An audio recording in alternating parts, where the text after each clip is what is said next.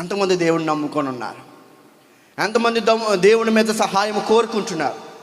ఒకవేళ దేవుడిని నమ్ముకొని దేవుడినే సహాయంగా కోరుకుంటున్నట్లయితే నువ్వు ఆశీర్వదించబడతావు, నువ్వు దీవించబడతావు. ఆశ కోరుకుంటున్నాడు, ప్రభువా ఈ సైన్యంలోని ఎంతమంది మా మీద పడుతున్నారు ప్రభువా, అయితే ఈ సమయంలో మేమందరం నిన్నే నమ్ముకొని ఉన్నాము, మా సహాయము నీవే. స్తోత్రం చెప్దామా?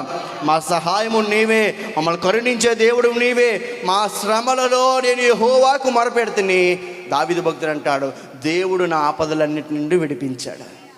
ఈరోజు విడిపించి దేవుడు ఎంత క్షేమాన్ని ఇచ్చాడు.